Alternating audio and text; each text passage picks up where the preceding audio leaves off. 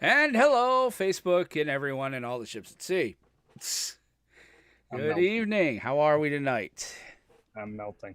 Yeah, me too, brother, man. It ain't no joke. Although you know what, it's not as bad as it is in Seattle. Right. I've I heard about hope that. I hope Newmont's air conditioner ended up working because it crapped out. I guess in the morning it was supposed to be 110 there. So hopefully that all worked out for him. Yeah. Oh, so yes, I'm also melting, and I'm lucky. I moved my office down to or my recording studio down to the basement. So still got the office upstairs for Wednesday. I'll still be upstairs for Commander Craft, but I put my laptop up there. I've got a whole gaming area set up. So because my wife don't use her Yeti, so I was like, I could have it in two places. So this is kind of exciting until I get my office, until my daughter finally moves out. All right, you got anything going on? I think we got a good setup on the dock, right? Yeah, Okay, obviously we'll talk about Kerwins. We'll talk, yeah. I'll pick your brain about a open letter that was written by Stanislav Siska Oh, and a that'll few be other cool. pros. Ooh, I think. Hold on. Let me check if Jamie sent me like I think he did send us like something to put on our my green screen, and I'll put it on mine if I can find it. So we'll take a few seconds. Pardon me, folks. We thought we were ready, and then, well, here we are. All right. So Yeah, yeah. I'd like to read that on the air. What, Jamie's or the open No, letter? the letter. Well, so you don't want to read Jamie because even though he it's more important that we read the open letter. I get it. No, I understand. Yes, I'm a dick. I understand that. I get it. I've just stopped reacting to it at this point. I know, and it doesn't help when you stop reacting to it. Oh, it helps me. Interesting. Jamie does provide a question, actually. Yeah. And I don't think he sent me a list of what he.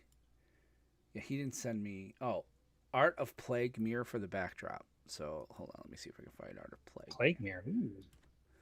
Okay. You know what? I'll look up Plague mirror wallpaper. So that way it. Wow. Wow. I'm getting like actual wallpaper.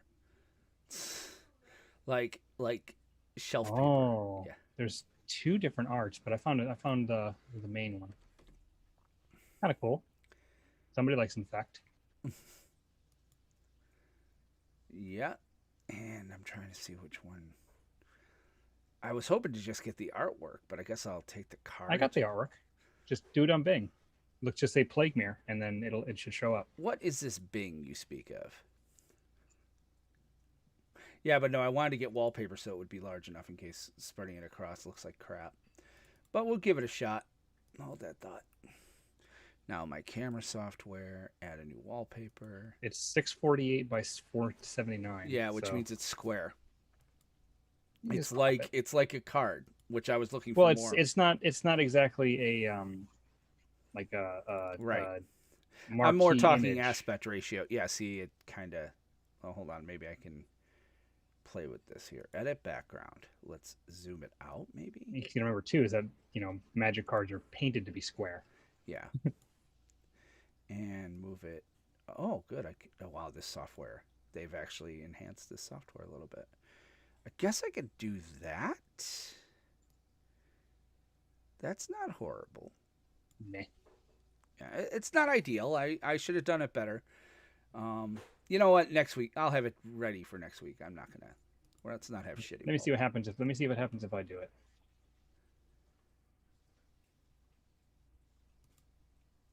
Let me see what happens when I do it. Do. We're the worst. When are we ever on time, honestly? Do it live! I can write and we'll do it live! There. That's fine. Oh wow, yours is better. Okay, so Zoom. there. Now we are honoring our producer's request. And his email's actually pretty good. It was too. that image too, the same one that I told you about. Yes. I just saved it to my desktop and then set it as the virtual background image. Oh dear, when she walks upstairs, it sounds like she's walking on my microphone. This should be good. All right. So let me see. Let me find that email because that was a pretty good idea. Because he asked a question. He was like, would competitive magic benefit if the BNR lists came from a committee rather than in-house? Well, we don't know how many people are involved in house. Yeah, that's true. Yeah, it's an interesting question. We'll ask it. All right, so I have that up and ready to roll. You know what? Let's be smart because Outlook takes a lot of resources. So dump that in a notepad. Come on. Come on.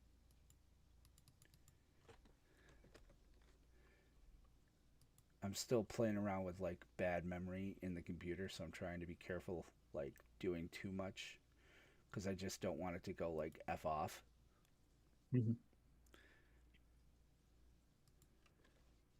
Okay, so new. There we go. Got it ready.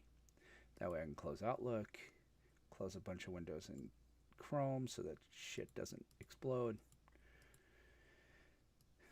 All right, so I can close that window altogether. All right.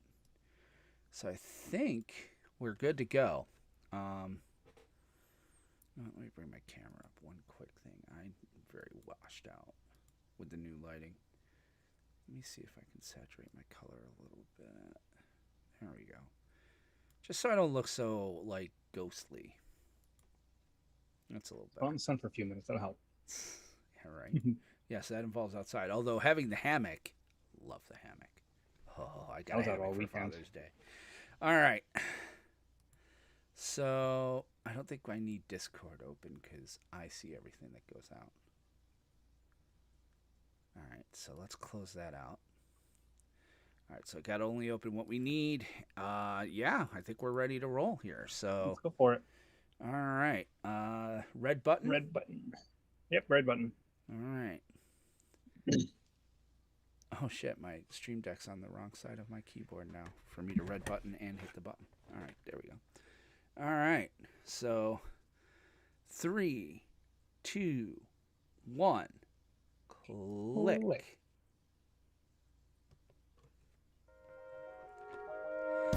Greetings, salutations, and welcome to the PlanesTalkers podcast, a show by casuals for casuals. I'm your host, Will Benson, joined as always by my holy cow, my face is melting like Raiders of the Lost Ark co-host, Aramis Perez. Aramis, how are you, sir? Interesting you say that because we just watched that 2 nights ago. Oh, such a good movie. And with heat like this, it just feels that way. I'm sorry. Let's get right into Untap, Upkeep, and Draw. We got a big show tonight going on. Before we begin tonight, we'd like to remind you that this episode and every episode of the PlanesTalkers podcast is sponsored by Kerwin's Game Store. Kerwin's Game Store is New York State's premier source for collectible card games, tabletop games, miniatures, comic books, retro video games, and toys. With their clean, open gaming areas available to everyone at no charge. Notice I didn't put an addendum on that. Starting tonight, their clean, open gaming areas are available to everyone at no charge. Woo! So, Kerwin's wants to remind you they provide a fun and inviting atmosphere for new and experienced gamers alike. With locations in both Catskill, New York, and also on the second floor of the Poughkeepsie Gallery in Poughkeepsie, New York, Kerwin's Game Store is the best place in gaming. They have an awesome website. You should definitely check it out. KGS Online. That's KiteGoSamuelOnline.com. You know, the KGS stands for Kerwin's Game Store. I just figured that out. KGSOnline.com. And if you put the code PlanesTalkers in at checkout, you get 5% off your online order. So we highly recommend you do that. And if you stop into the store at either location, let them know we sent you there. Mention our show. It's really kind of a good thing to do. We also want to take a second to recognize our rare and above level patrons. Steve, Spencer, Chiba Tank, Nurse Gamer VJ, Bell, Major McFallon, Josh, Jonathan, George, David, Anthony, and Dragon D's Nuts. Still love it. I understand. I'm infantile. I get it. We also want to shout out our Mythic Rare patrons, Ian and Johnny, and our producer level patron, the Booster Box level patron, as it were, Jamie. Listen, these people help the show out in so many ways right now, and we're looking at ways to improve the show, get better things, get some better tech, get some better equipment, things of that nature. So we're moving towards that. So really, thank you guys very much. Obviously, we're going to have our patron call, it looks like July 10th. So if you are a rare level or above patron, you will be invited to that call. We're in that call, we're going to talk about what we can do for patrons, because you guys kind of made some changes on us. So I feel like we have to kind of go to the drawing board, and I feel like you should be involved in that. So please make sure you're at that meeting. It's going to be Saturday, June 10th. Or, yeah, we're in June. July 10th. Saturday, July 10th, 6 p.m., and we'll send information out on that. If you want to get in on that, or if you want to make sure you get first stab at our Commander Craft broadcast, which is our Wednesday night playoff. I guess it's called a playcast, where we play Commander, Paper Commander, with 2 listeners, sometimes 3 if we have 2 games. If you want first crack at that, the best thing to do is go to patreon.com/PlanesTalkers to find out more. Finally, like I said, Commander Craft, that is a fun show. We are going this week live around 7. We have a listener playing already. We have room for 1 more patron until tomorrow morning. On Tuesday morning, I open it up for anyone and everyone, but it only goes out through our Discord. So if you want to be a part of that, discord.planestalkerspodcast.com. But the best way to cement your place is, again, patreon.com/planestalkers. And we're in Untap, so I must untap, and I'm untapping my last Green Point White Boy Summer Ale. So it's still really good, and it's tasty, and it's nice high. Oh, jeepers. I wish you could smell it, man. It's awesome. So, Aramis, how the hell are you, sir? I'm good. I am super looking forward to Wednesday to see if I can finally get 3 in a row with Zakama. I have not actually done that yet. I get 2. I can get 2. The third one's always tricky. Yeah, because it's usually somebody starts counter-programming you. I am not. I still don't know what I'm playing this week. So, but I'm looking forward to that. I'm super looking forward to Friday. I will be at Kerwin's Game Store on Friday in Catskill. I will be playing Commander. I'm going to be bringing I'm going to bring 4 decks. I'm not sure which one I'm going to play yet, but I'm bringing 4 of them. I'm upset. I can't go. I cannot go this Friday. We're going to be going out of town Saturday morning, like leaving here by 6. So for me to go 100 miles, one way, it's a little bit dicey right now. So unfortunately, I won't be able to. I hope to go the following week. And so you'll have to tell me how it goes, how the Commander play goes, how late it goes, things like that, because I still have no idea. I'm very excited for them to get back to playing. Yeah, this is huge. Like, to be able to play Paper Magic again at all. Like, I don't have a standard deck, so I'd have to play Commander. But it's just the idea that we be able to sit down across the table from somebody again, and it's exciting. Missing triggers becomes a thing. So that's awesome. I'm very excited to hear how that's going to go for you. What else has been going on? Anything been kind of quiet? No, we've been outside all weekend. Oh, nice. Actually, did a barbecue thing on Sunday, which was nice. Oh, my invite must be able get to lost get together in the with mail. people. Oh, yeah. It was not anywhere near anybody that you knew. I know, I'm just messing with you. And then on Saturday, my son went to his first of 3, maybe 4 birthday parties this year. Wow. So he's a popular kid. He's got a lot of friends. So we hung out, and they're actually just down the road from us, so it's really cool. Oh, good. So he had a great time. We all enjoyed the weekend. It got progressively hotter, and today it's the 5th circle of hell. Yes, no kidding. So but not as hot as it is in the Pacific Northwest. Hopefully everybody out there is all right and stays safe. Yes. Jump into a pool or something if you can. But yeah, summer is here, and it is not messing around. No.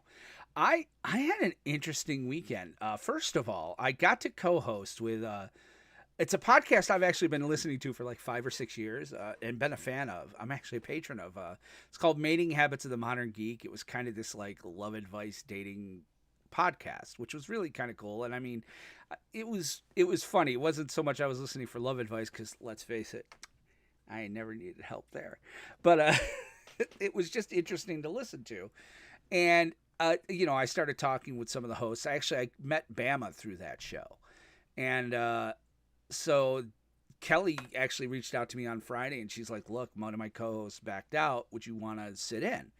So we ended up talking about negging, which was kind of an interesting topic, because I've never done that, because I never thought I was attractive enough to be able to neg, if that makes any... Like, I'm like, listen, I'm a fat, overweight dude. Negging is like this idea that you like hand a backhanded compliment to a woman, like being something like, wow, it's a good thing I like bigger women, but you carry it so well. It's like, Oh, so backhanded compliments. yeah, basically, but in an effort to kind of make the girl like you and seek your approval. Oh, So, so second grade. oh, pretty much, yeah. And so, but we're sitting there talking about it, and I'm just like sitting there and laughing my tail end. You can definitely hear it. It was a lot of fun because we just kind of had a blast. It will be up on her website, matinghabitsofthemoderngeek.com. It's already out there as a podcast. I highly recommend if you wait, we're a podcast. You obviously listen to podcasts, so look it up. Trust me, she's not for everyone, but she's kind of cool. She's very, very opinionated in a good way, and she's pretty liberal in a good way. And it was just a really, really good. It was a good time. I had a blast. I can't wait to do it again. Plus, I mean, doing a show where I'm not the one who has to edit it down and do all like the pushing of the buttons and stuff, but just sit there and be funny. I'm all for that. I mean, I love this show. Don't get me wrong, but like to be able to just kind of sit in somebody's thing.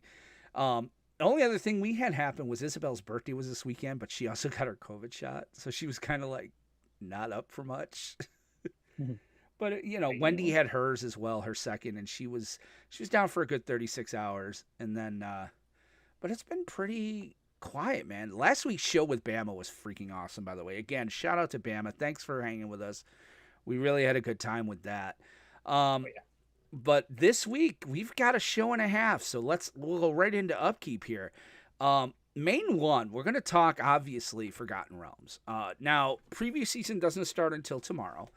I'm beginning to think on these preview weeks it's almost better for us to move the show to Tuesday. Because it's kind of like the last night before previews. Yeah, but previews also never end anymore. So right. So, Forgotten Realms is going to be doing a preview. We did talk about not doing a show next Monday.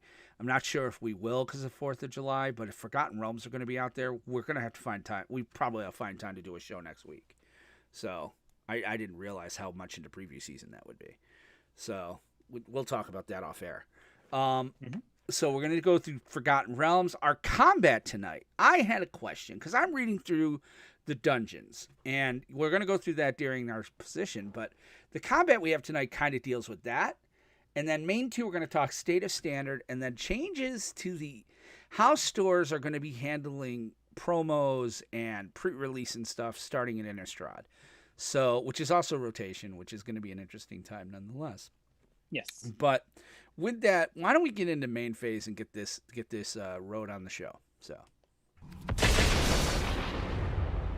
Main phase. All right, main phase. So we have quite a bit tonight because we didn't do any sort of Forgotten Realms last week. We have quite the Forgotten Realms stuff going tonight. So if you're watching the video feed, we will have pictures up online. We'll try our best to describe what we're reading because we do forget sometimes that we're not a video podcast for you people driving to work. So, but overall, we've got a few cards to kind of go through tonight, kind of touch base on, and we'll talk about the dungeon mechanic as well, which is the big news, not to bury that lead. So, Aramis, why don't you take us out here with this lovely blue card? So this seems like your style. How did I know that you would give me the blue card first? Stopping in to say hi so future me listening to the podcast can hear myself talking to you and subsequently my future self. Whoa, we were just used for time travel. Exactly. Wow. It was a time travel deposit, basically. Yes. Wow. Okay. Anyway, so the first card that we're going to be talking about tonight is Tasha's Hideous Laughter. Now, this card came out about a week or so ago, but we're going to talk about it. Right. Because I don't know how I feel about Wizards pushing Mill the last few sets the way that they have. Boy, haven't they. So what this card does, it's a sorcery for 1 and 2 blue. Each opponent exiles cards from the top of their library until that player has exiled cards with total mana value 20 or more. Now, that has the potential to, hit like 30 cards. Has the potential to hit 2 if you hit Embercool twice. It's bad scene. It's I honestly feel like it's bad juju right there. On average, I think somebody was doing the math, and I have to see if I can find that. But I think they said that this is actually not that bad.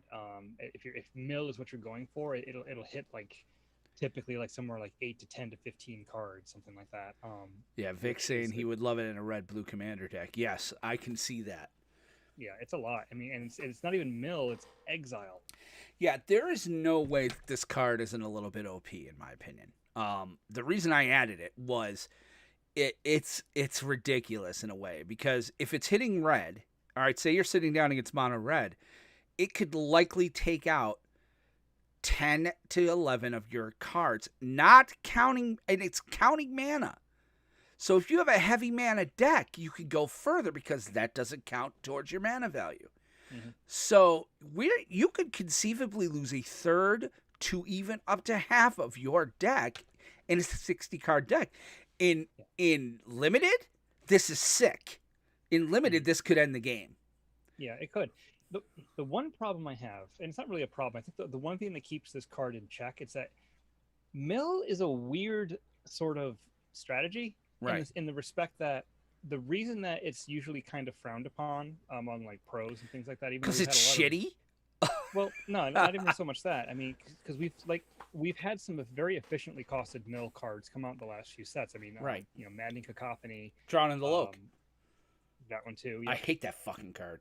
Well, that's not necessarily a mill card, but it likes having cards in the opponent's graveyard. Right. But I think the problem with mill is the reason that they're not like the pros. They don't tend to talk about it too much. It's I think it's because it doesn't advance the game board. You know what I mean? Yeah. And the cards they put in your graveyard are cards you would have never drawn anyway, and you're still drawing cards and casting spells. Yeah. I think the difference with this particular card is the fact that it exiles. I'm in danger. I think it's more like, I mean, really, it's removal for blue, and this is as close as blue is going to get to ever having removal. I'm sorry. I'm not got to go with Victor. Playing this in standard. I got to go with Victor on this. It's going to get banned, and at very least, modern and EDH. It has to. So. Maybe not EDH because you got the 100-card pool. In modern, though, because it was Java said it best. He's like, Sack for Novel, it did the math, and he's like, it's the best mill spell ever. Because it can, think about it, okay? Again, lands, all right? It could take out it could take out the damn fetches. It could take out, I mean, dude, this is I don't think it gets banned. Yeah. So, okay, let's put it this way. Now, first of all, if you were going to draw 20 lands, okay, you kind of want that to have, like if I was about to go on a 20 land, but if it's hitting flood, 20 lands, that means it's still going because that's still mana value 0. No, lands will not run the CMC. So that's what I mean. It's a bonus. 0. It's a bonus mill. This is what I mean. 20 plus whatever. So you've got to figure, okay, first of all, when we do our pre-release primer, this will be one of the cards we say you open this, you play it. Because in a limited set of 40 cards, this card is a nightmare. If you think about it, most people, when they build their limited decks, they may put 1 or 2 palms in there, but a lot of people look for quick, easy, small, mana rocks, that sort of thing. And 17 lands. You have 23 spells and 17 lands. This could conceivably deck you turn 3. Deck every opponent you're playing, which you're not playing multiples, but like that is, I'm telling you, this card is OP. I mean, I like it. In Commander, the key for me is each. The word each is kind of nice. It's like, you're all going to exile something for 20. It's So I definitely I think this card's going to be something to watch. I think it will be targeted for at least the Eternal formats to be banned. Oh, and Kelly just put the link up in our chat, guys, for the episode I did. So check it out. And she says I look great. Well, because let's face it, I look good. Like, I'm hot. I get it. All right. Well, yeah, it is 90 degrees outside, so that would, yeah, of course you would be hot. You're an right now. asshole. All right. So, I mean, but we're both kind of in agreement here. This card has the potential to be I think it's good. I don't think it's ban worthy. interesting. Ooh. I really don't. Ooh. I really don't. I'm smelling a bet here. I'm smelling a booster bet. Would you be willing to say I'm going to let Vic do it. All right? I'm going to say I'm going to take 2 months. 2 months of drop. So November. Or wait, it comes in September. So yeah, September this comes next month. This comes in July. July. So to September. So to rotation. I'll take it to rotation. I will submit that this will be banned in at least one Eternal format, and I'm counting historic. Will be banned in one Eternal format before rotation. Okay. You gonna take that bet? All right, that bet. Mark it down. We actually should start keeping a mark for this. I feel like we have 3 or 4 bets that we don't remember. But yes, Captain Java, in answer to your question, lands do not count towards the CMC. So yeah, lands have a CMC of 0. Yeah. So again, this is why I say if you open this in pre-release, you're playing blue, because it's your win card. It's going to win you the game almost assuredly. This is what I'm going to say. Or it's going to knock out their big power. If they end up banning this card, this will be one of the biggest misses in R&D history. Oh yeah. As far as mistakes go, because they put this at rare, which means it's going to happen. You're going to see this more often than not. Right. If they were worried about this card's power level, they would have put it at mythic and changed the CMC. It should have been mythic. I'm going to put that out there. This should have been mythic.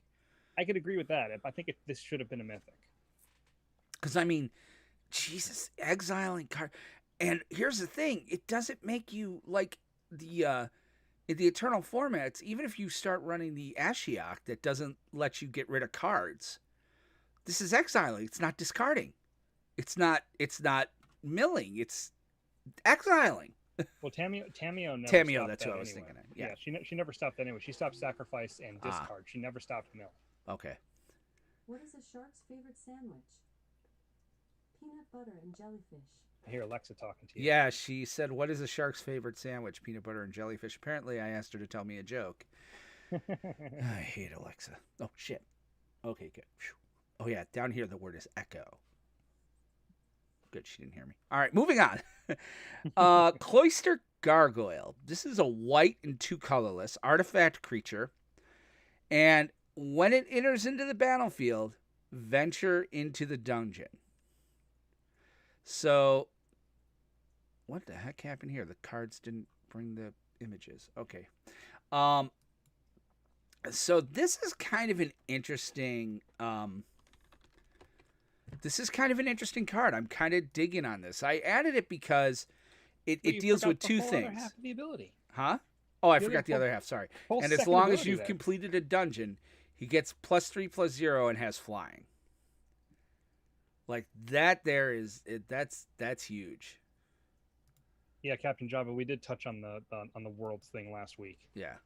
Yes, we did touch on that last week with we had Bama on the air at the time, and yeah. But there is something related that we'll be talking about a little bit later to that. So right. Stay tuned. Stick around. We'll be right there.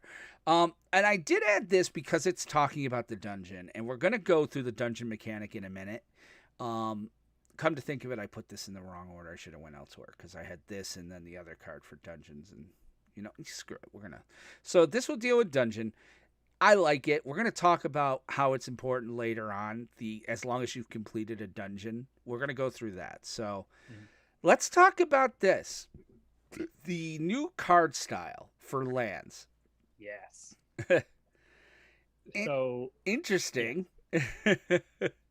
So if you see on the screen right now, you see a big blob of purple with some art in the middle, and it says Evolving Wilds, and it looks like if you played Dungeons and Dragons back when it first came out, these are what the dungeon modules looked like. I didn't play it back then. In my day, that's what the books looked like. They were very much, they had a border outline, and then they had text right on it.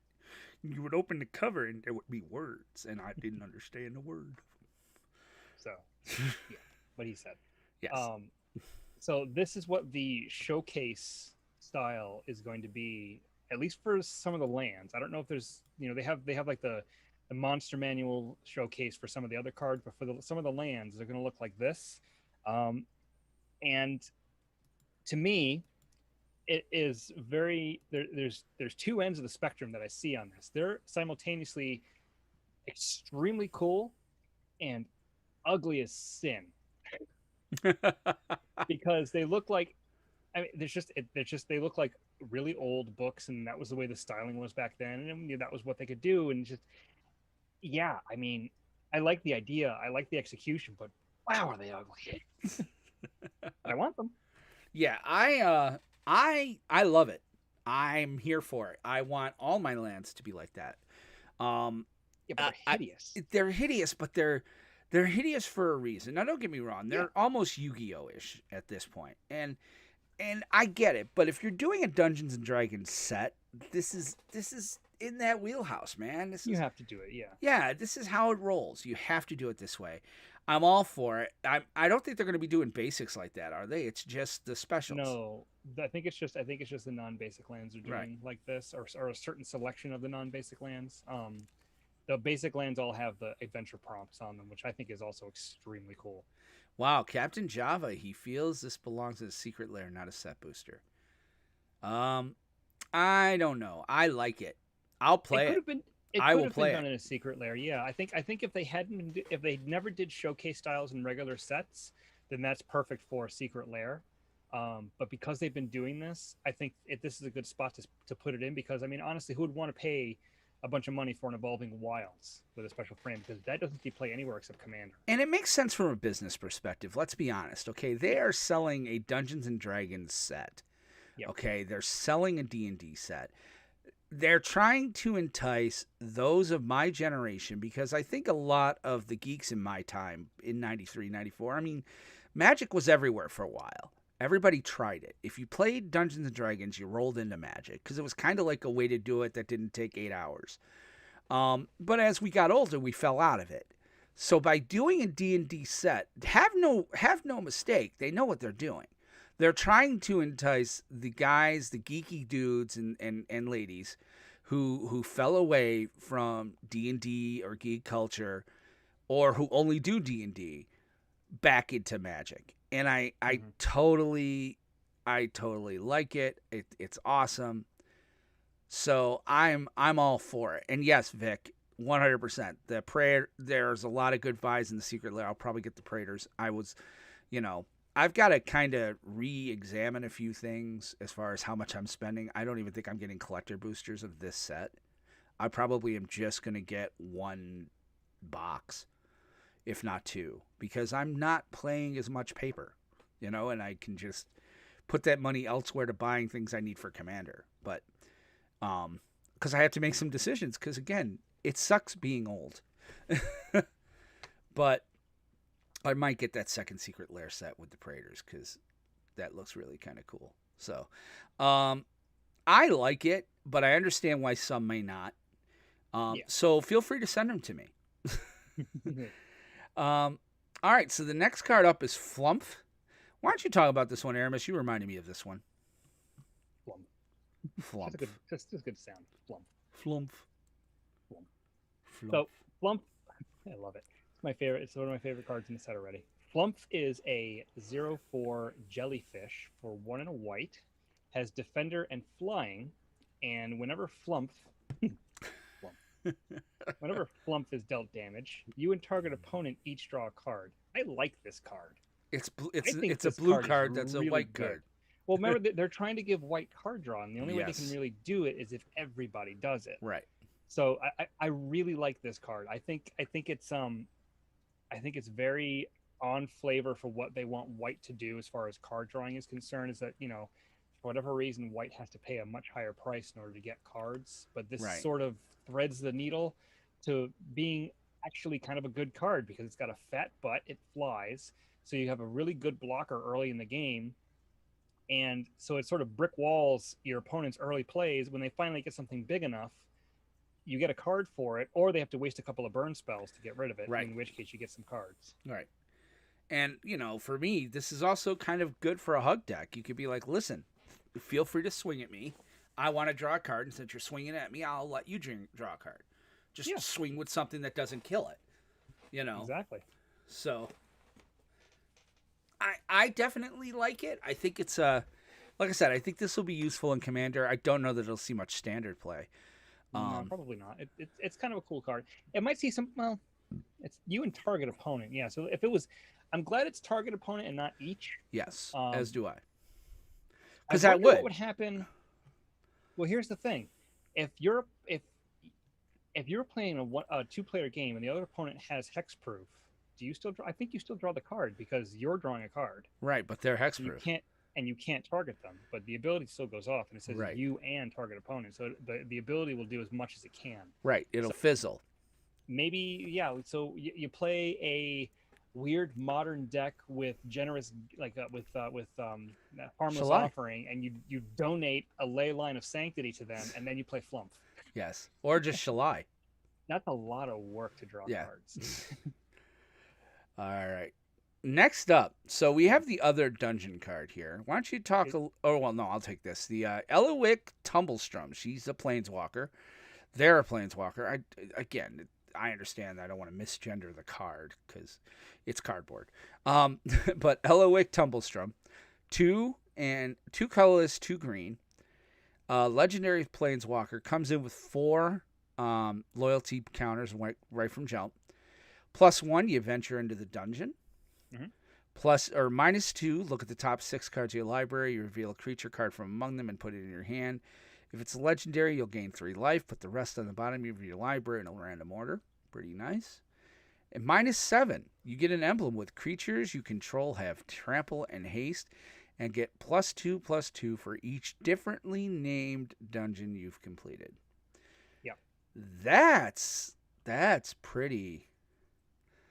I don't think there's 2. I think there's just the 3 dungeons, isn't there? There are only 3 dungeons. Right, and they've all been out. We're going to talk about that next slide, Captain. So don't go away. But yeah, I like this card. I don't know why. I understand it's really designed for the dungeon mechanic, so it's a very narrow planeswalker. It's pushing the mechanic for the set. I love the design in this card. I think it's really good. I think it's costed correctly. I think it's it's definitely its loyalties are appropriately costed as well. Mm-hmm. I might have. I wish they'd start putting creatures back on the freaking graveyard. I would have paid -3 to be able to put it on the battlefield. Look at the top 3 cards. Grab a creature card, put it on your battlefield. But there's ways to there's too many ways to abuse that. Getting stuff in because you flip over Emrakul. Yeah, I know. And that's paying 4 mana for an Emrakul. That's not. That's not. Yeah, I get it. Cool. I get it. So I love the ultimate because if you complete all 3 dungeons in the set, I mean your creatures are getting +6/+6, which ain't nothing. And trample and haste. Completing is not turn based. And you know what? Let's just go right into that because I mean that really, the dungeons do kind of drive the this whole thing. Yeah. So these are the dungeons. Okay, so we have 3 different dungeons, and we'll come back to the screen if you're watching. But right now it's called the Lost Mine of Phandelver, the Tomb of Annihilation, and the Dungeon of the Mad Mage. These all have D&D like things to them. Most people who have played know at least a little bit about these. But what is a dungeon? So dungeons are not like other cards. Okay, they're not going to go in your deck. All right, they sit in this kind of weird space outside of the game. They sit in the command zone. No. They go to the command zone. They sit before you use them. They're sitting in just outside of the game, but they're not taking up sideboard. They're in your sideboard, but don't count against your side. It's like the companion. It's essentially the command zone. It's essentially the command zone. Well, no, because it specifically says what happens is this. Okay, so they don't take up sideboard slots. The way you get into the dungeon is venture into the dungeon is the keywords. And then you choose one of 3 dungeons. You put it in the command zone then. You move it from where it is to the command zone so that you can interact with it. Once it's there, you can choose, you place a mark at the opening of the gate. So if you're looking at the screen right now, I have Tomb of Annihilation. You'd start with Trapped Entry, where each player loses a life. Okay, and then you're looking for your deck, or you're looking at the Planeswalker we just talked about, Eliwick. You would +1 her to go to the next level. So you'd have a choice here. You could either go through, most of them are, one. Some have, it's really kind of cool. I'm liking the complexity of it. It's making you make choices. It's making you decide what you want. But when you have a venture into the dungeon, again, you go from the room you're in, you follow the arrow to the next room. Now, if you have 2 arrows, you can choose which room that is. So that's... So you could either go into Veils of Fear or Oubliette. Right. Or if you're in the Dungeon of the Mad Mage, you would start with Yawning Portal, and then dungeon level Scry 1. Then you'd either get Goblin Bazaar or Twisted Caverns. And then you'd go to the next one, and then from Lost Level, you could switch columns. But, it's kind of like Choose Your Own Adventure. I love this. I think this is fantastic.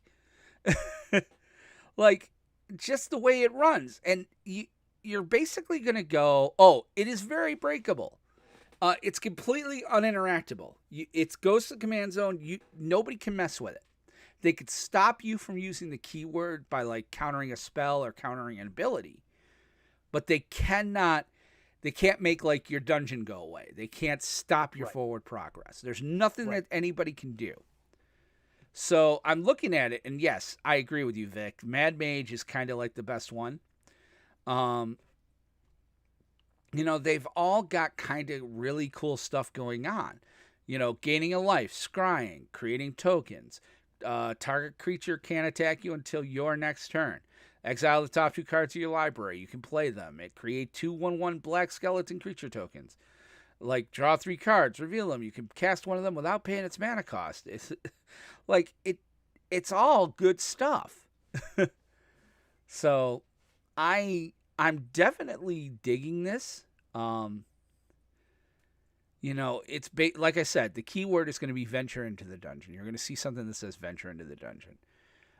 Once you've advanced all the way through the dungeon, you're out. You're out of the dungeon. The dungeon goes out of the command zone, and it gets quote unquote removed from the game, put back into your sideboard, wherever it was.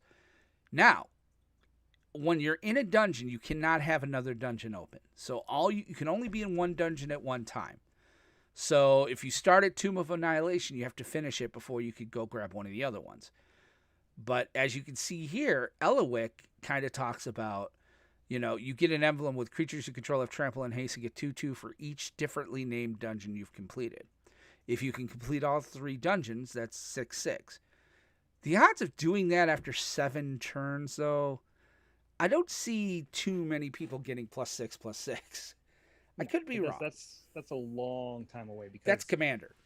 Well, that's Commander, and the thing about it is that you don't automatically advance through the dungeons. You have to use the ability of the venturing venture into the dungeon. Right. And so far, I haven't seen one with one that's able to be activated more than once a turn. I mean, you could play multiple effects in one turn that do it, but I haven't seen a single card that allows you to do it more than once in a turn. Right. So the slowest you could do it if you're doing it once a turn, is for like Dungeon of the Mad Mage. It's going to be 7 turns. What you'd do is you'd something like Cloister Gargoyle, bounce it. Yeah, but that's the thing. You're still only doing it once a turn, Right. unless you have a bunch of mana to do it. Right, unless you got bounce spells to go crazy. Yeah, Flicker is Cap. Flicker would do that too, yeah. But it's basically you really have to invest a lot of resources if you want to do it more than once in a turn. I do think Dungeons will be a deck.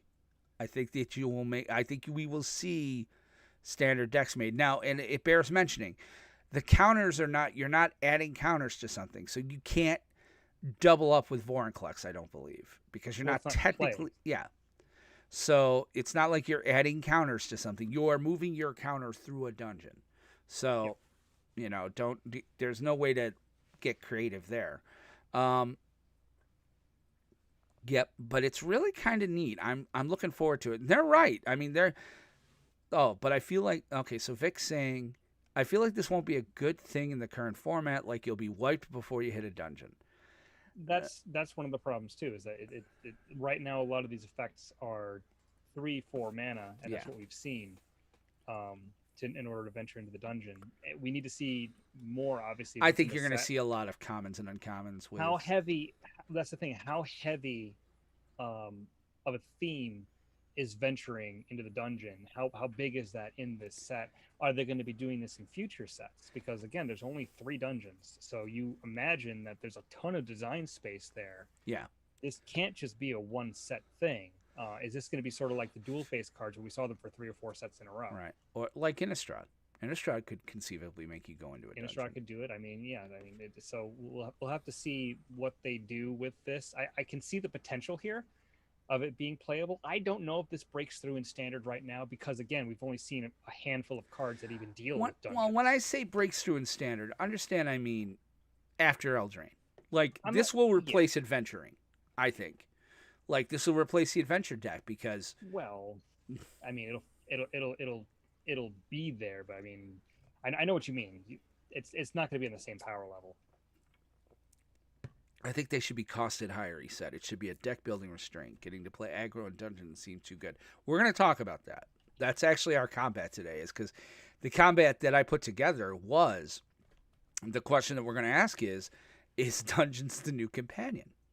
So let's kind of look at that. So a lot of cards that they have in this set as well are going to have, you get buffs for completing dungeons. So I've put on here Gloomstalker. A white and 2 colorless. He's a dwarf ranger.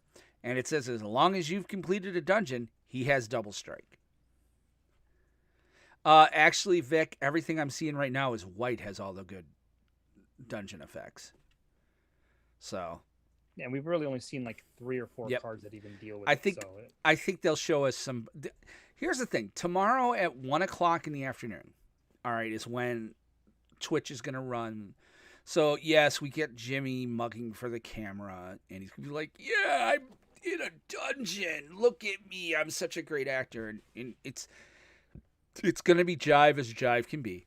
But you know that they're going to spoil some stupid card in this. Tomorrow there will be something that's going to be like, holy shit, this is going to break dungeons.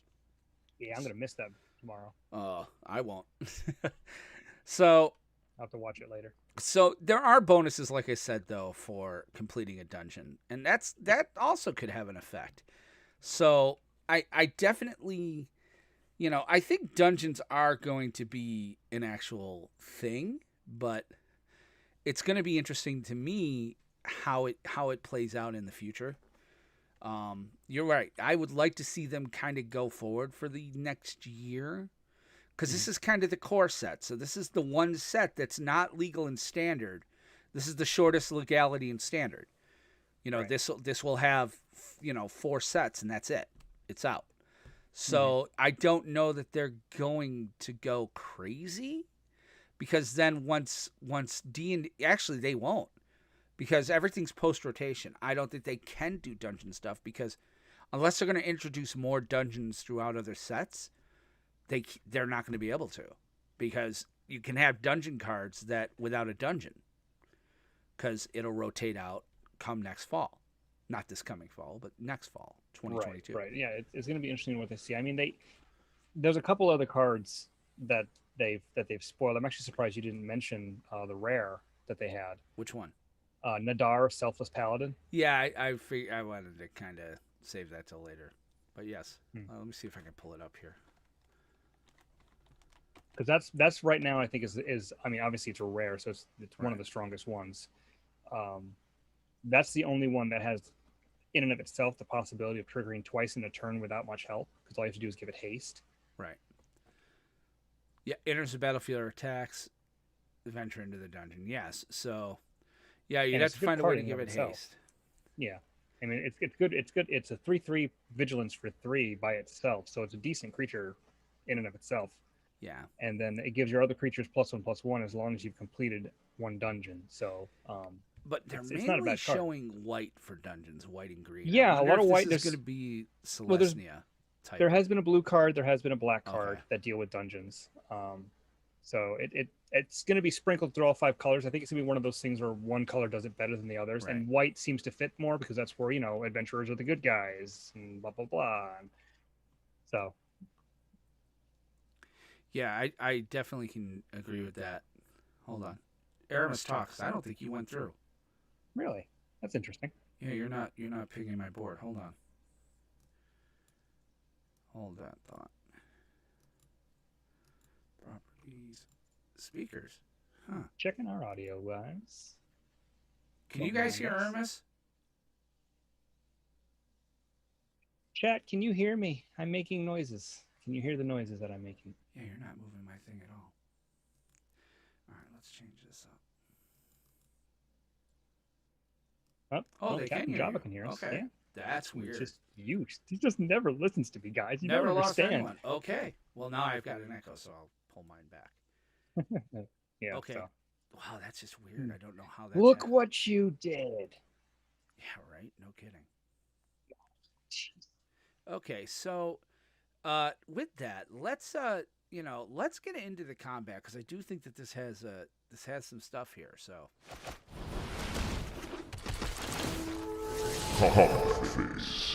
So combat again, and it's very nice that JVA brought this up. I'm very interested because when I was looking through this, okay, and now we're talking about again putting cards in different places to make them less interaction, have less interaction, make them not as interactable, if that's a word. This hasn't really worked well for Wizards in Standard. The biggest thing I can think of right now is Adventures, and also the big one was Companions. Companions required a nerf almost immediately. So this idea of dungeons is kind of a little weird. My question is for you, Aramis. I mean, what do you think? Do you think dungeons are going to be kind of the new companions? Are they going to have to be nerfed because dungeons now are going to be legal in older formats and things of that nature? This is going to be the easiest combat in the history of combats. Okay. No, I'm done. Okay. This is nowhere in the same galaxy as companions. These are way too slow. These are very parasitic in that they need a lot of other stuff to work. It's not like a companion where you just have the one deck building restriction. I mean, yeah, your entire deck is built around the one card. And obviously before the nerf, it was the whole mechanic was different. But this, you need to have cards that venture into the dungeon. You need to be able to do that. It's going to be a lot of comboing. Yeah. It's a lot. There's a lot of moving pieces with this. The more, well, hey, go with an old Scotty line. The more complicated the plumbing, the easier it is to gum it up. Right. Well, my thinking though is this is I could see instances at least where Standard is right now. Okay, Yorion. Yorion's a problem card for the dungeon. Because in essence, what you do is, okay, you get 3 or 4 cards out there. So say you've ventured into the dungeon and you've got 3 or 4 cards out there that you weren't able to venture into the dungeon when you played them, that you had to play them earlier or whatever. Well, no, I guess they come in and you automatically start. So say you get 2 or 3, you're at the 3rd spot, and then you cast Yorion. And then Yorion's effect triggers at end step. Now all of a sudden, boom, boom, boom, do you pick another dungeon, boom, boom, boom. Say I had 6 things out. Here's the problem with that. I feel like none of these effects individually are worth building into Yorion when we've already seen what Yorion can do in a Tomb deck. You look at Emergent Ultimatum. I hate that and fucking deck. Why would you want to move 3 levels through Tomb of Annihilation? I mean, obviously you're always going to be picking Dungeon of the Mad Mage because the payoff is drawing 3 cards and casting one of them without paying the cost. Why would you do that when you can just rip through your deck with Emergent Ultimatum? To me, it seems like these cards are very fair compared to Companion and the shenanigans that caused. Right. I mean, you look at the when Garuda first came out, you look at Lurith, you look at Yori, and you look at just where they are with what those companions what they were doing before they got nerfed. Right. This is nothing like that. I mean, this suffers from, it looks really cool, but because they had to put it in a core set, I know that Dungeons and Dragons technically isn't a core set, but it kind of is. It's the core set for this. Yeah. It's the core set. I'm So with you on that. it's they notched it down just enough to where this may see some play. I don't see this taking over any metagames anytime soon. But again, that comes with a big caveat because we don't know 90% of this set. Okay, but So, let's. my JVA opinion, yeah.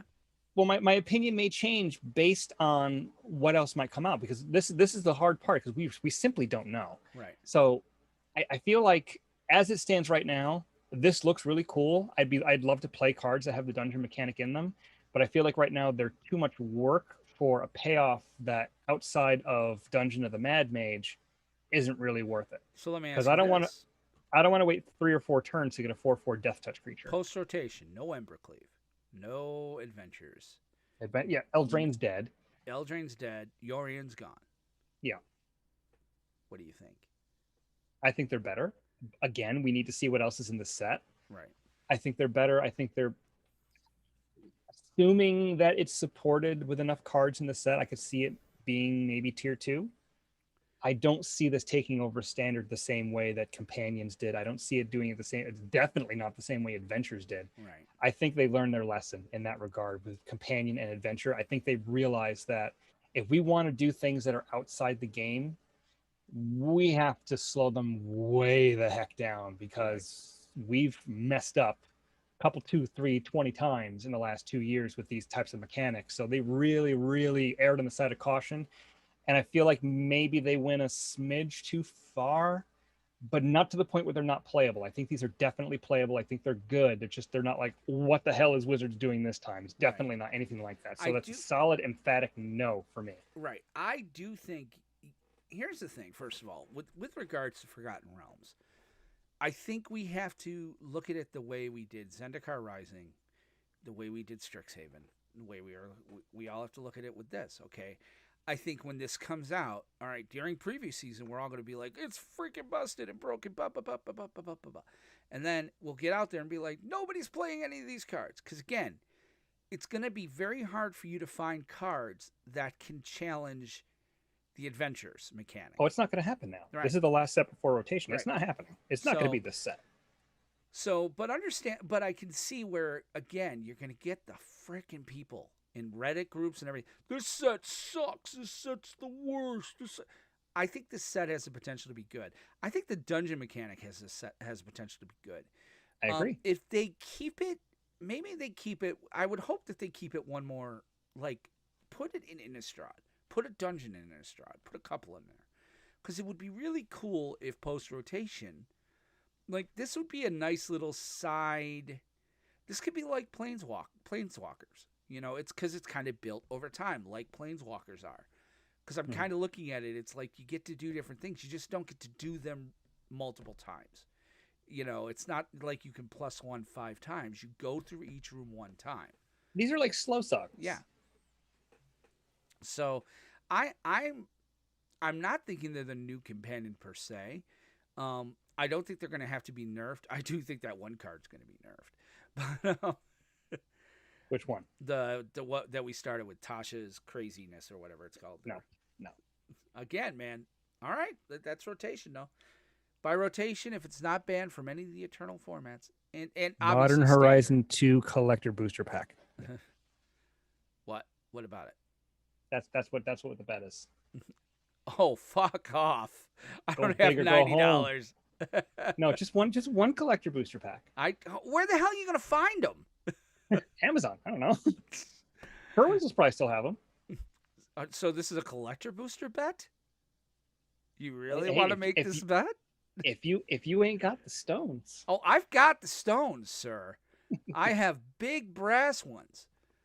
But Yeah, we'll talk. All right, I can get behind that. Okay, collector booster it is. Guys, chat. What do you think? So, won't get banned in Legacy. Oh, I think if it gets banned anywhere, it will be in Legacy. Knocking out 20 cards. The fact that Black Lotus doesn't count toward it. You can exile all no. Doomsday is legal. Yes. All right. So let's go ahead and get back to man.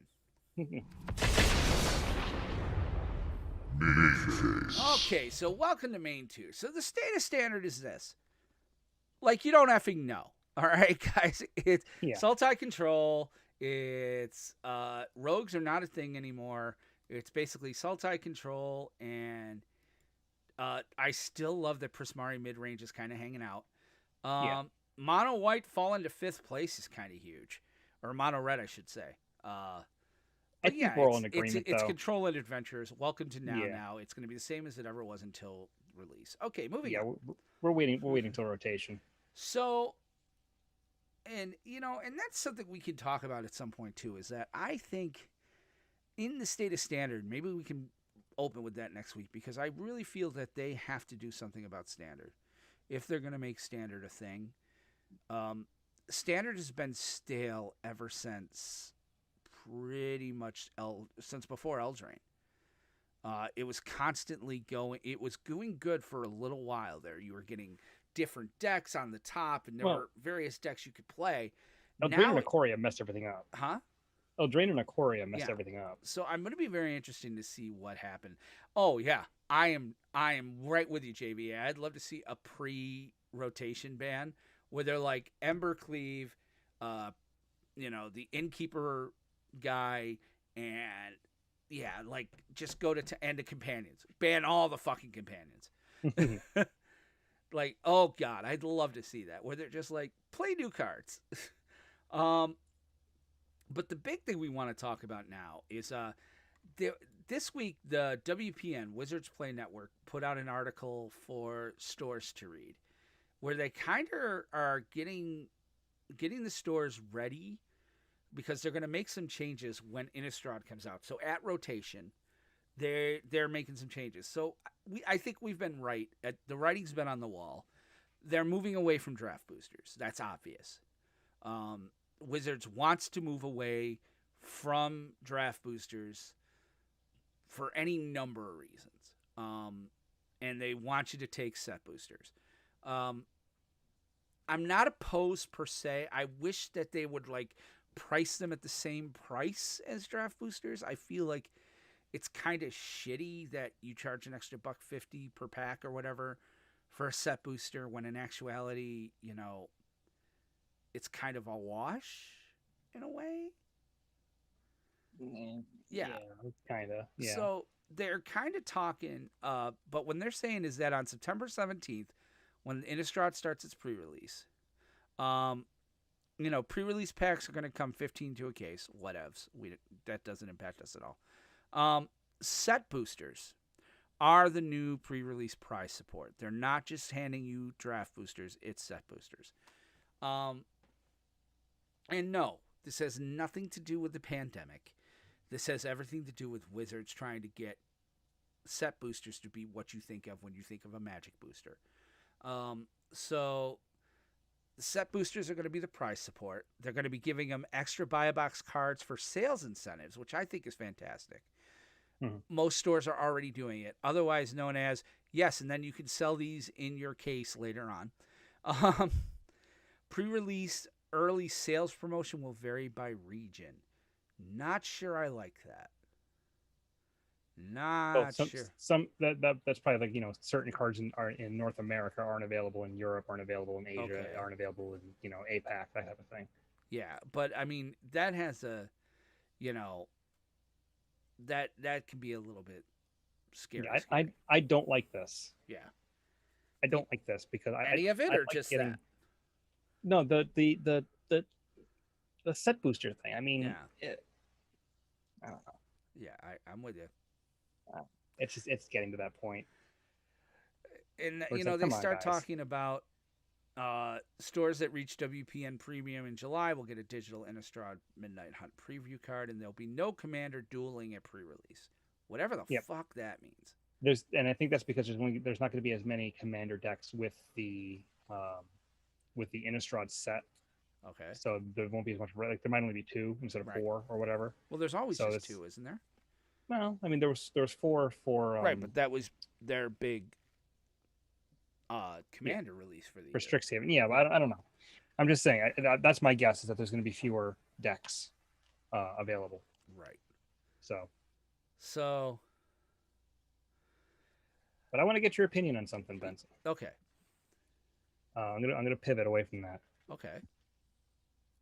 We talked about this briefly, and I know we're running short on time, but this won't take long. I want to get your opinion on this. Okay.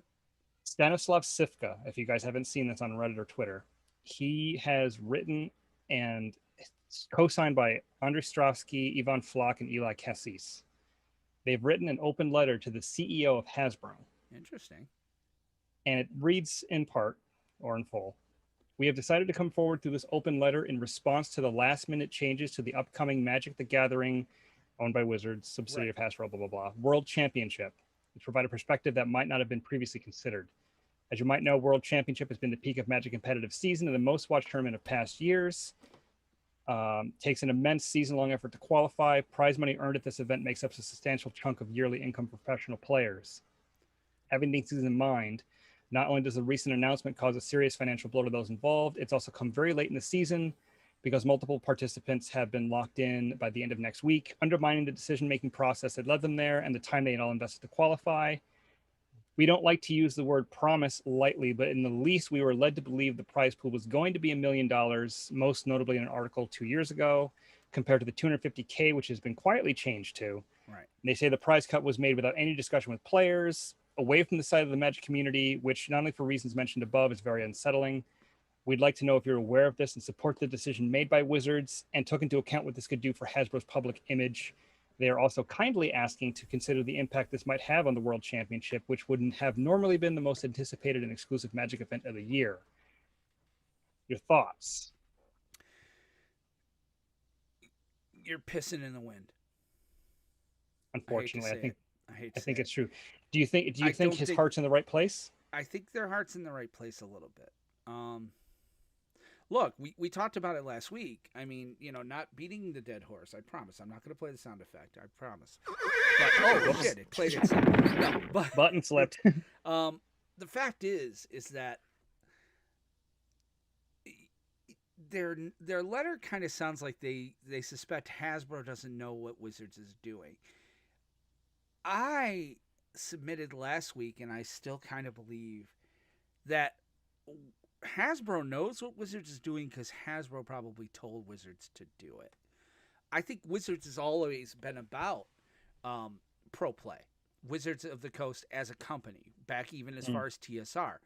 Okay, they were about pro play. The changes that have happened in pro play have happened since Hasbro has come in.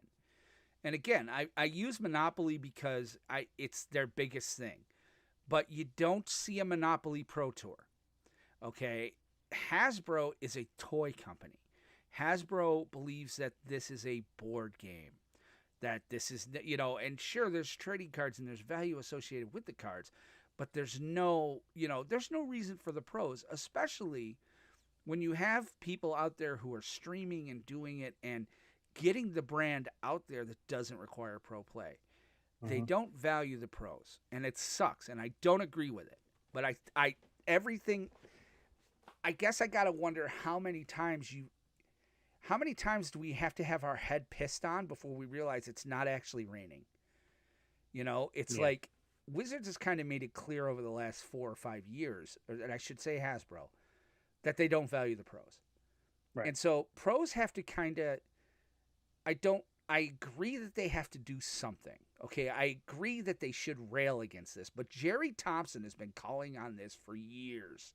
He's been trying to shine a light that this is coming. He's right. He was right. He's still right.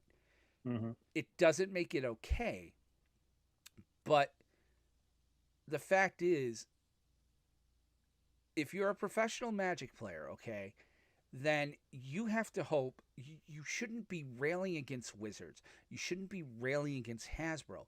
You need to be writing Star City Games. You need to be writing Channel Fireball. You need to be writing Kerwin's Game Store or any other rather large organization of stores.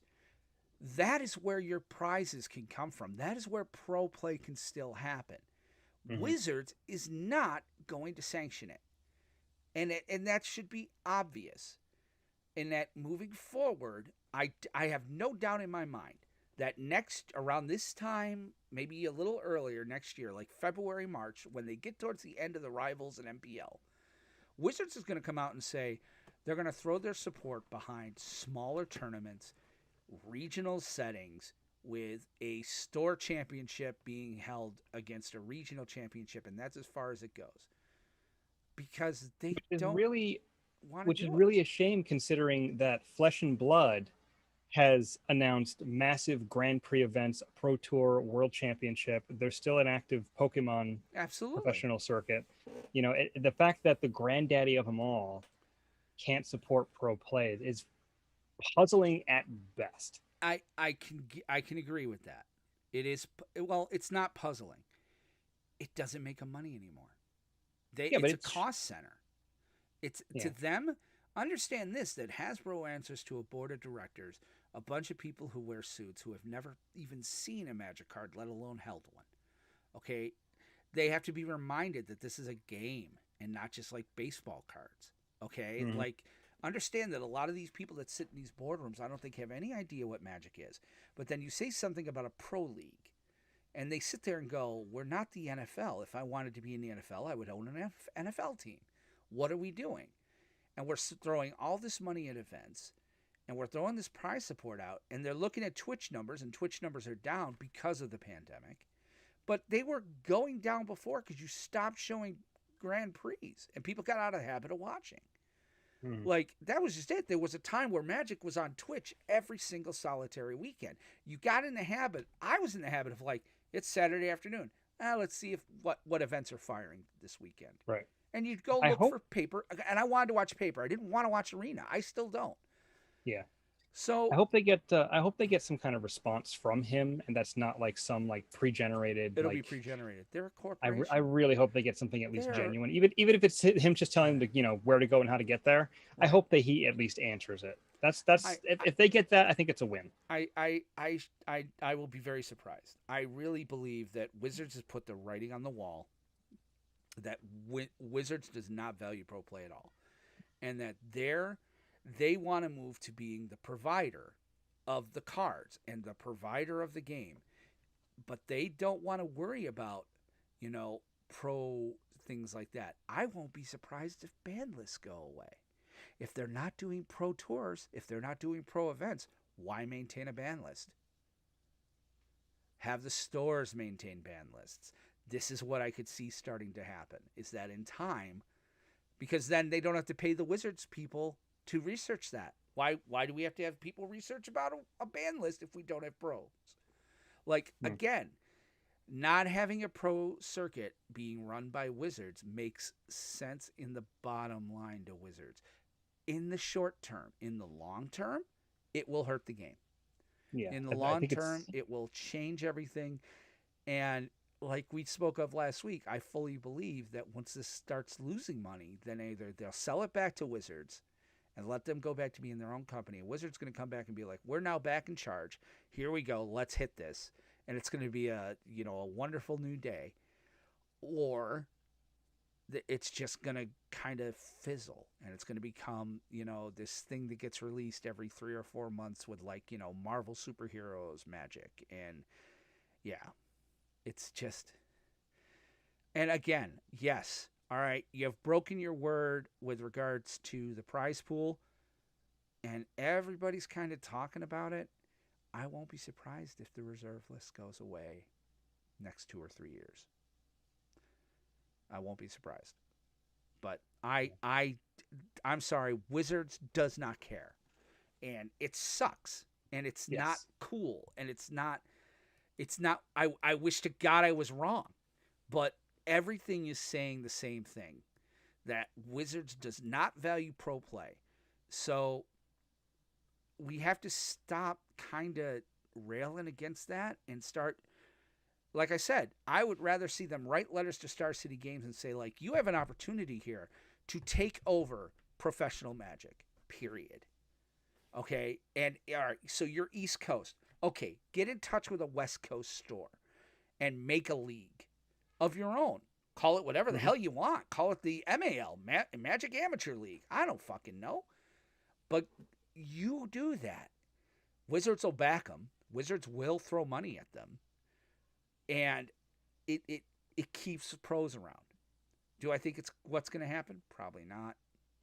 But that would be, I'd rather see them focus on that. Try to finding a way through this than to sit there and be like, Wizards, stop it. You're not going to, because Wizards isn't going to stop. They've made it clear. This is not where they're going. Yeah. So, but we do have one more thing too. We have a letter from our producer. He emailed us 2 weeks ago. So this is from Jamie, PlanesTalker. He said, hello guys, still a huge fan of you guys and content you put out there. I play Commander and trying to get back into Modern with the rise of my pet deck Affinity.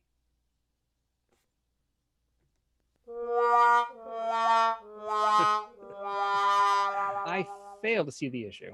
There is speculation that the card reviving Affinity, Urza Saga, will be banned soon. However, so I would like to ask, this is interesting. Would competitive Magic benefit if the BNR lists came from a committee rather than in-house? Say Hogak for Bridge from below banned in Modern and it didn't make a difference. Wizards is clearly protecting the latest set to maximize their profits at the expense of the players' enjoyment and engagement with the various formats. Like I said, Jamie, competitive Magic's in a weird spot to begin with. I don't know that we're going to see a lot of banning.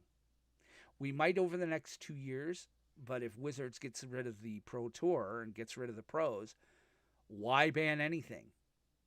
You know, leave it up to the stores to ban it. Leave it, you know, if you're playing in a regional tournament with your store, and Kerwin's is playing Zombie Planet, and they're playing, you know, Flights 2, and they're playing Professor Bonds, let them make their own ban list. I totally could see that happening. I do think, though, that a committee rather than in-house, I don't think that's going to happen. They tried that with Commander, and immediately when the Commander committee didn't ban any of the Walking Dead cards, even though they didn't need to be banned, people hit the roof. They're like, they're the tool of Wizards and blah, blah, blah, blah, blah. So I don't know that would work. And I think it's already in-house. I think it's already a committee. I think there's a team of people that work. There's not just one guy that says, ban that one. And like I said, I think you're going to see that in the future. If Pro Play goes away, Wizards is going to say, well, we're not going to ban anything. We made all these cards. If you're banning it and you're running your own tour and you're running your own pro, you know, then you ban it. So I could see that happening. There would need to be some kind of unified list, though, because that would get very confusing. It's like, oh, my deck is legal here, but it's not legal across the street. Yeah, I know. But it's no different than house rules, really, at the end of the day. Yeah, but that's the thing. It's like having to go into each house knowing what the rules are and be like, oh, wait, so I can't play this card here, but that's basically the whole key to my deck, so I have to go back and change it. But then if I go back to the other place, I can play that card, so I have to change that too. Then you might turn into, I would rather play over here because I can play this deck, and it becomes like a store, and then, you know, capitalism takes over. So then he also goes on to ask, would Magic benefit if all formats were like Vintage, where all cards are restricted rather than banned? Maybe. There are times where I think they should restrict instead of banning. I think they should have restricted Fires of Invention. That's a card that could have been restricted. I think Morrow touched on that once, where he said that the reason cards aren't restricted in other formats other than Vintage is that it's too random. Yeah. The fact that, you know, if say Emrakul, the Aeon's Torn, was restricted in Standard, I don't think it was ever banned in Standard, but if it was restricted in Standard, your deck is going to be built around getting it. Right. Just the one copy. It's just going to be a bunch of tutors. Yeah, it's going to be a bunch of combo decks running around trying to get that one silver bullet piece. It's going to be what I played this weekend during the Friday Night Magic thing, where I made I made a Tybalt's Trickery deck with the serpent. I had like 8 or 10 of the serpents. I had like 12 Tybalt's Trickery. I had like 20 lands or whatever, 17 lands, and 3 Emrakuls. Or Ulamog, yeah. Ulamog, yeah. I had 2 Ulamogs and an Ugin. So I'm like, turn 1, nah, nothing. Go ahead. Turn 2, Tybalt's Snake, Tybalt's Trickery, Ulamog. You have no lands. Yep. Yeah. It's the scoop when it goes off. Yes. Yeah. I played a few games like that too. So it's. I hope that. Well, I think regardless of what happens with pro play, I think Wizards would still maintain an in-house banned and restricted list. It'd be interesting to find out. I think there would have to be still something unified, because it would be too much of a hassle again to be traveling around having to curate 17 different banned and restricted lists. Well, no, I'm not saying necessarily that, but I feel like if somebody like Star City was to come in and say, and I use them because they're kind of the biggest outside of Wizards, that if Star City was to come along and say, okay, we're taking over pro play, we're going to take it all over, and so prize pools for the next 5 years are going to be low. They're going to be 5, 10. They're going to be what they were in the early 2000s, $10,000 prize pools. And entries into higher up tournaments where you can make more money. I could see SCG going that route, and then SCG maintaining the ban list. Like, okay, since we're watching this, and again, Hasbro then just becomes what they want to be, which is what I think they want to be: the designers and the providers of the cards. They want to be fucking Hoyle. They just want to give you the card decks. They don't care what you do with it. That's what I'm getting at. Is like if Wizards doesn't do it and someone else steps in, it has to be one entity that steps in to take all of that on. Right. We can't have a ban list from Channel Fireball, a ban list from Star City Games, a ban list from Card Kingdom, because that would just get it wouldn't be feasible. And I think you could see that. I could see that coming around. If that happens, I'm going to definitely toot my own horn that I'm going to Star keep City and Card Kingdom going into business together to take over the tournaments.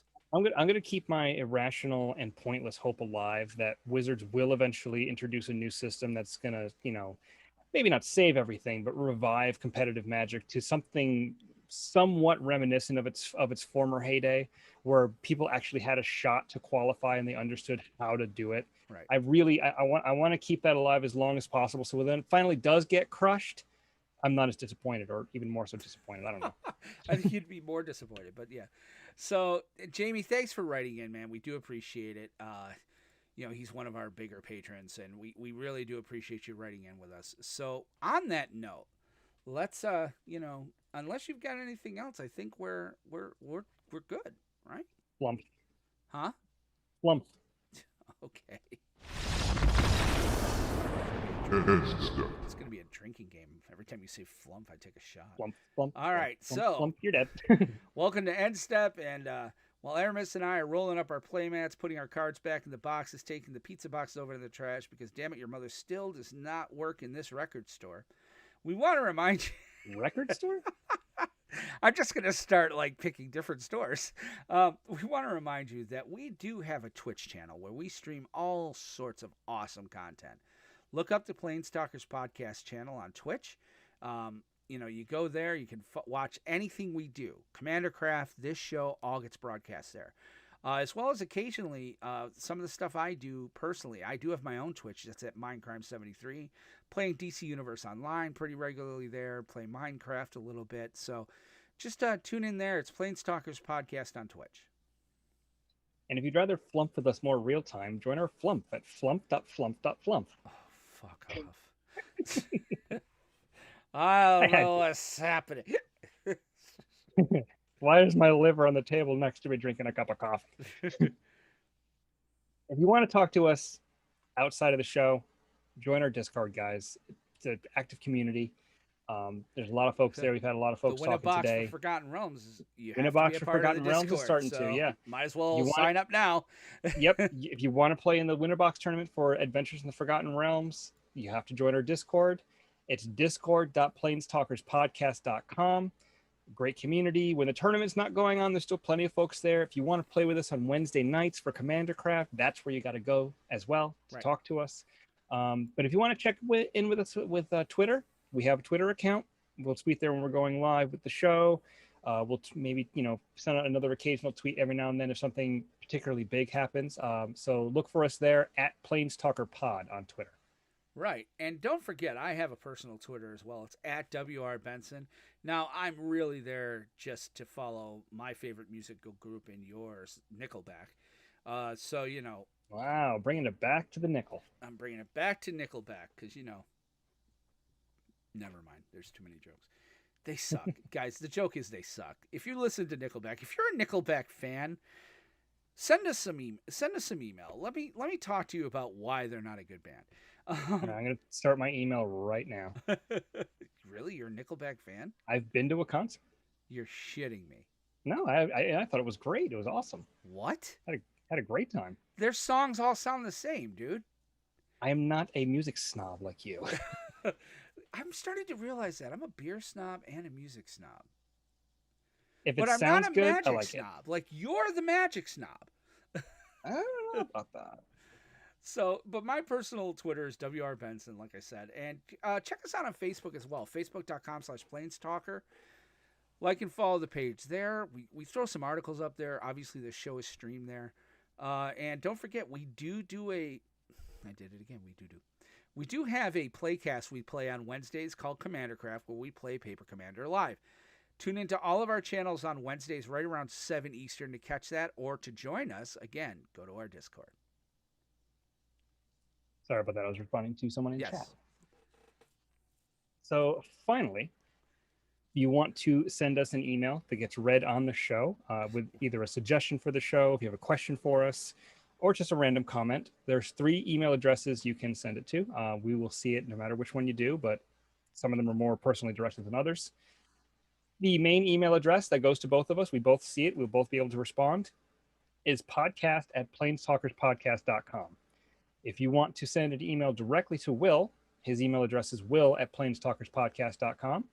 If you want to send an email directly to me, my email address is aramis@planestalkerspodcast.com. We want to also remind you, we do encourage iTunes reviews. Now, I understand not all of you have iPhones. If you could download it to your Windows computer and just look us up in there, leave us a 5-star review. It really does help the show. We read them on the show. Don't forget to mention how I have an epic beard, an awesomely epic beard, because that I like to show that to my wife and tell her, like, look, honey, people like the beard. The beard plays. So we really would appreciate it. That actually does more to get eyes on the show than even the Patreon. So, please go and do that. It helps the show out in a lot of ways. It shows us up on all of their searches. But on that note, we want to thank you guys again for listening and hanging out with us tonight. We will be back sometime early next week. I'm not sure if it'll be Monday or not, but we will be back with Forgotten Realms stuff next Monday or Tuesday or some night that week. And we also have Commander Craft coming this Wednesday, so don't miss that. We're going to be playing a bunch of different decks and stuff. It's going to be a lot of fun. So for Aramis Perez, this is Will Benson saying thank you again for listening. Thanks for being a part of the show. And reminding you to always keep some of your mana untapped because you never know when you'll need it. Take care and have a great week. Bye-bye now. Plump.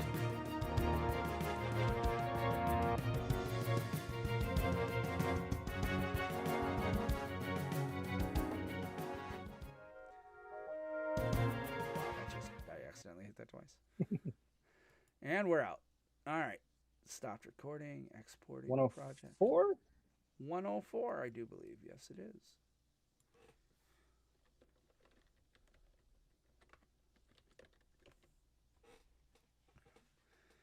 Ooh. All right.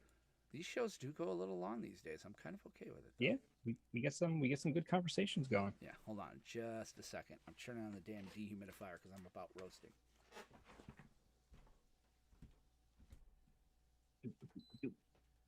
Mr. Cat.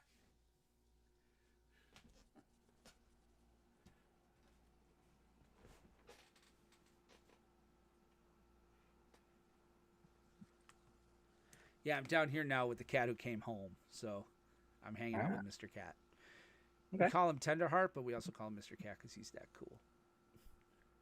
Yeah, Mr. see Cat. that dehumidifier, man. You can hear it. I can't. I've had the fan going the whole time. That's all I'm hearing. I know. I have to fix it when you do that. but I do it. Sorry. It's okay. I'm not going to drown in the shit. So, yes, July 10th, 6 o'clock, if you're a rare level patron or above. I'll be sending stuff out through the Patreon email system, but I also, send it out through mainly how I like to communicate with the patrons is through Discord. So, make sure you're on our Discord and you check it often. So. Yep. And I'm guessing we will figure out format for the AFR buy a box or win a box tournament. I mean, I'm thinking, I think everybody liked kind of playing standard, but I kind of would want to make a ban list, like, no Ruin Crab, no Drown in the Loke, no Embercleave, no, like try to make them find different decks. Like, no Emergent Ultimatum, no, Yeah, like look no at the Alrund's top 5. Epiphany, because that's a fucking piss me off card. Well, you look at maybe the top 5 cards played in standard and just ban those. Yeah, because that's easy enough to find. Well, I'd rather ban cards that make the top 5 decks go off, because doing the top 5 cards, and I mean, that means Embercleave could survive, and that means everybody plays mono red. I want to find like the cards that make. If we did it though, if we did it that way, it would be Mystical Dispute, Red Cap Melee, Disdainful Stroke, Negate, and Bone Crusher Giant. Yeah, which you're still going to see rogues. That hurts red a lot. Yeah, it hurts red a lot, but you're going to. The problem was we had rogues versus rogues for the final. Mm-hmm. So I mean, what I'd be trying to do is trying to make it so that more, Yeah, Embercleave ain't even in the top 10 anymore. No. Because mono red's barely in the top 5. Yeah. But I would do like Embercleave. I would choose like 2 decks out of like the top 10.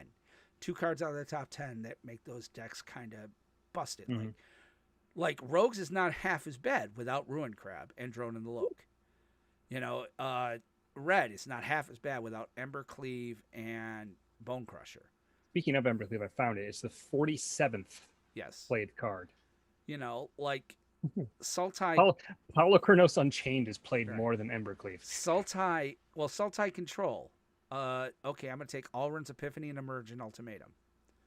It changes decks. People are not going to play, you'll still get a lot of rogues, but... Mm-hmm. Ooh, what's Dave saying here? Adult only pre-release post Friday Night Magic, July 3rd, 23rd. BYB, OB, and 420 friendly. Wait, is that this?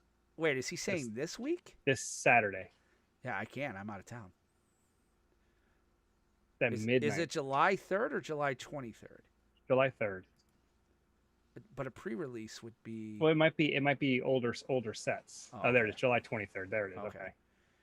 Yeah, that's a possibility. It's so late though. Oh my gosh. It's a definitely maybe. It's tough for me because it's a late night. It's midnight on Friday night. Yeah, I'm a bit. We'll talk. I live an hour away. I'm like, maybe we might be able to figure something out. We'll talk. You nap before you leave. You guys stream after the cast. Cool. Yep. Yes, we are old people. I admit I'm old, Dave. I 100% admit I'm old. I'm also married. I got kids. I got nothing left to prove in this world. Wow. We might be able to make that work, though. We'll let Aramis and I figure that out. It also depends on if it's a kid weekend. Well, let me see. This weekend's a kid weekend. Hold on. Sleep over. So, bring a cot in your binky. Non-kid weekend. Oh, it is a non-kid weekend. How did you know about the binky, Dave? Right, it's a sleepover. Bring a cot and your binky. But it's see, I don't smoke 420 anymore. That's not to say I don't have edibles in my fridge. I mean, I never did. But dude, we've been going across the border like a lot. Why?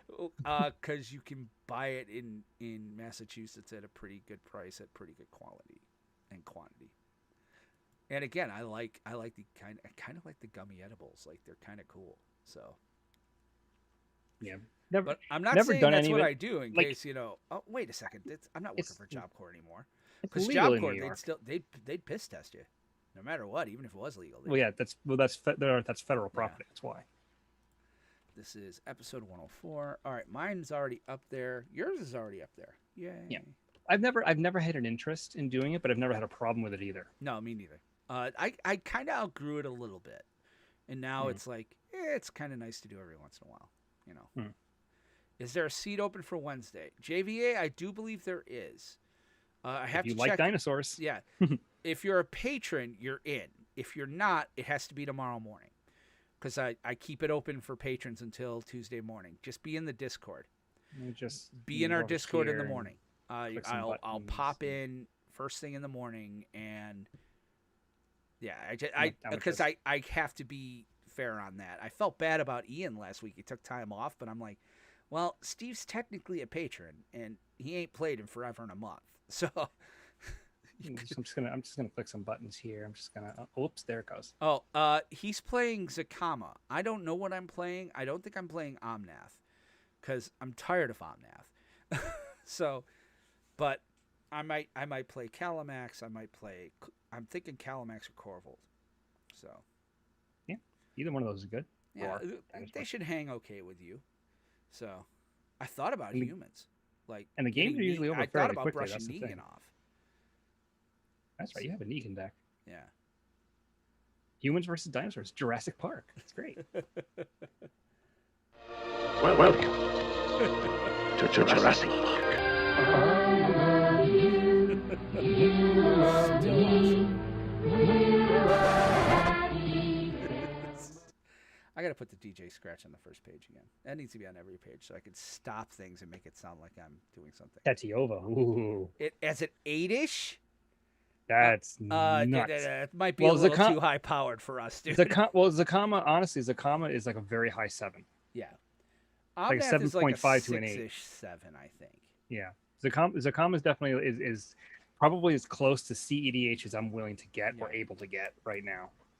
I mean, if I had like if budget wasn't a concern, yeah, I'd throw a Wheel of Fortune in there. Yeah, I'd throw some dual lands in there and probably other ridiculous nonsense. Mr. Cat.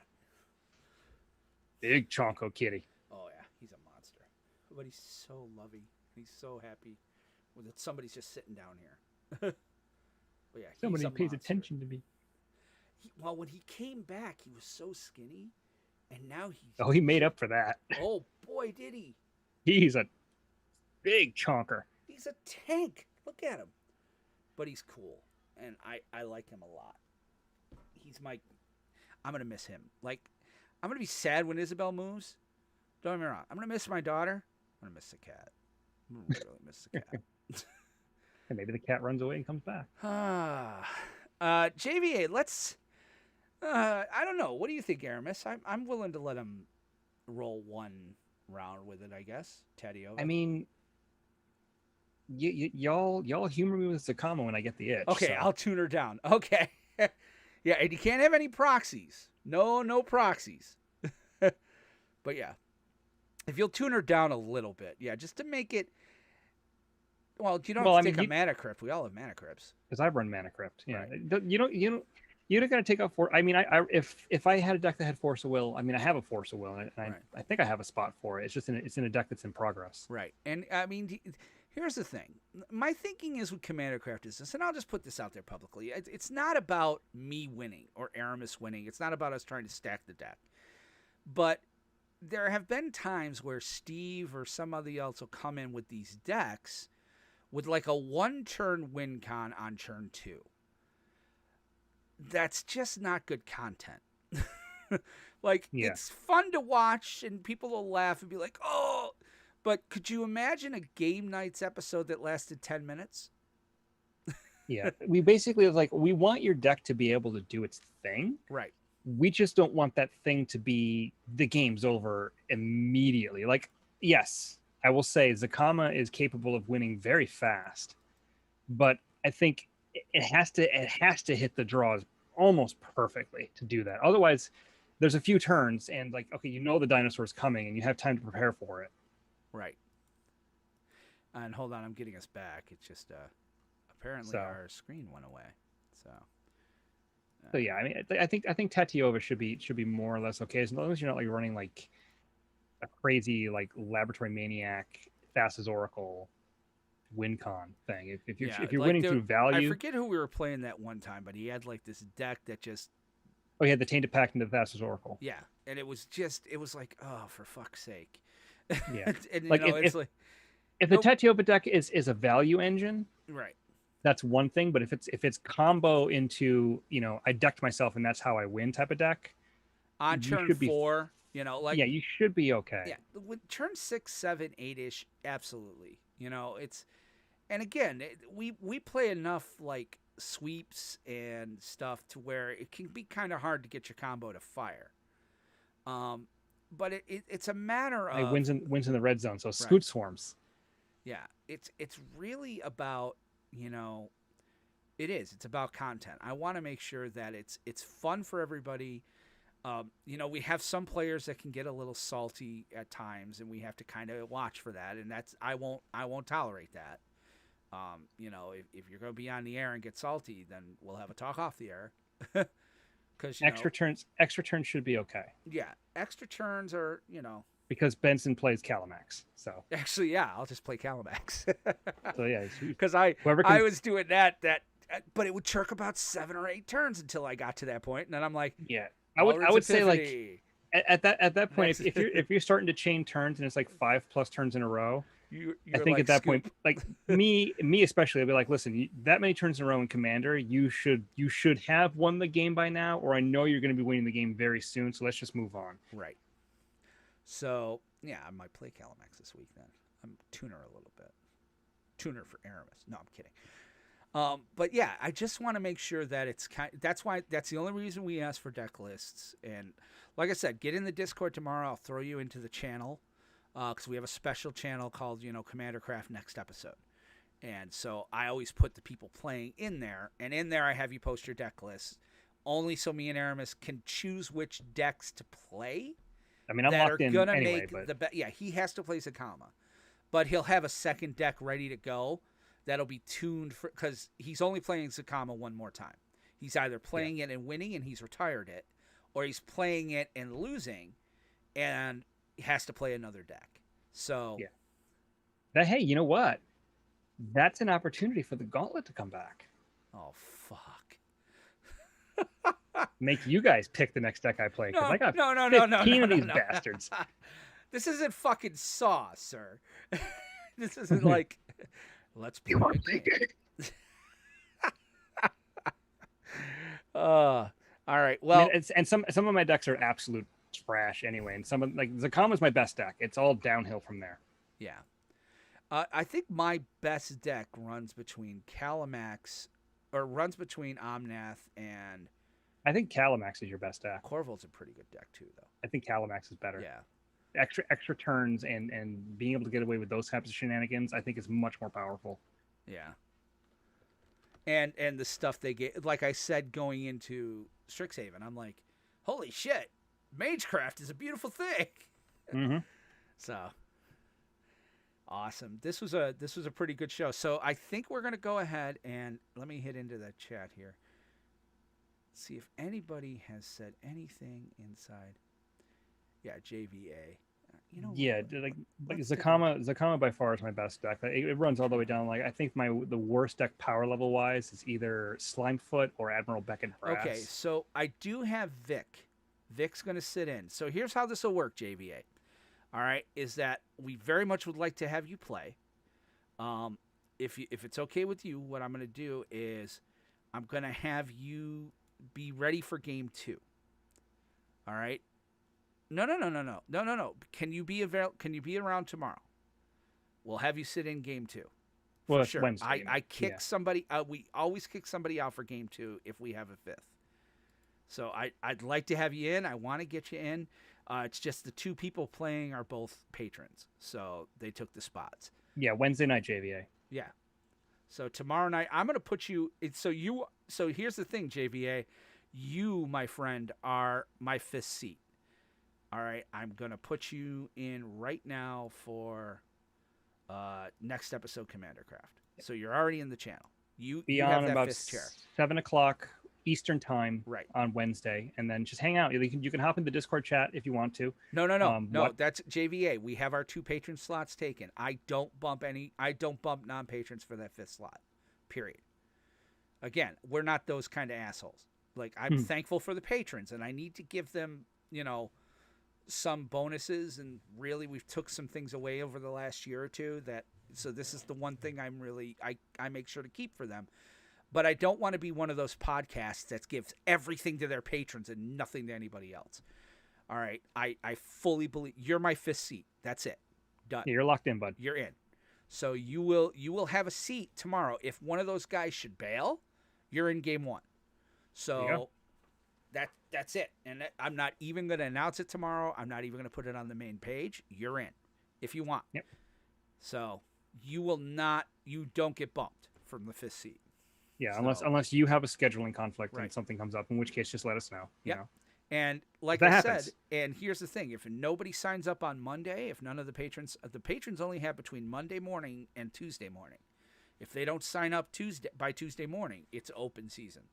So all yeah, right. you're in, bud. You're good. You're golden. So all right. well, it's Wednesday. It's Wednesday night, JVA. yeah, is when not it tomorrow starts. night. I shouldn't say tomorrow Yeah. night. It's Wednesday night. Sorry, Benson's- Wednesday night. It's past Benson's bedtime, so his Really days are is. starting It's to warp into each 9:52, other. man. All right, so we're gonna hop on out of here, though. This has been a great show. Thank you guys so much. So it's Wednesday night, JVA, not Tuesday. I'm sorry. And for the rest of y'all, thanks for listening. Thanks for watching. Post game is always fun. This was Yes. episode 104. So next week will be 105. What do you think? Tuesday? Do you think we want to try to record Tuesday? I'm good with Monday if you are. Well, I wasn't sure if you're going to do fireworks. I don't know. I don't know how Ollie I think sits we're doing with them. fireworks. I think we're doing them on the. He loves fireworks. He's obsessed with fireworks. The 4th is Monday, isn't it?